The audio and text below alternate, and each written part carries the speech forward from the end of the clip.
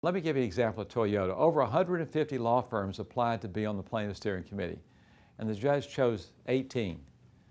And we had to go out to Santa Ana, and we had all day, and we had 2 minutes. We got to submit our application with our experience, and then we got to make a 2-minute speech, and then after we were all finished, the next day the judge chose the people he wanted to be on the steering committee. That's the one way that it happens. Another way it can happen is all the lawyers meet the day before they're going to meet with the judge and the defendant for the first time. And they decide themselves how it's going to be done. And then they make a recommendation to the judge both how the steering committee should be set up and who should be on it. The judge in that case can either say, "Thank you very much, I appreciate it, I adopt your plan," or "You have no idea what you're doing, I'm not going to adopt your plan, I'm going to do it myself."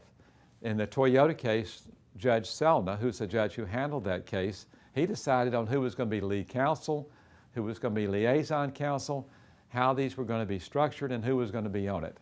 He had a very hands-on. Where in the Firestone case, all the lawyers got together. There were hundreds of lawyers.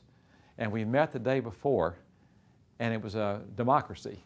We came up with these 2 lawyers are going to be our lead counsel, and then we decided each department we wanted to have. We wanted to have a treasury, we wanted to have a discovery committee, a trial committee, all these different committees, and we named the people, and then we put it together, and we took it to the judge, and the judge adopted it. So there wasn't anything. We just got up and walked up and said, "Here it is, Judge," and the judge was shocked. "I can't believe you did this." It was because the lawyers got along very well. Nobody was trying to fight for a position on the steering committee. Contact our lawyers at 305-476-7400 or contact our website at colson.com for more information.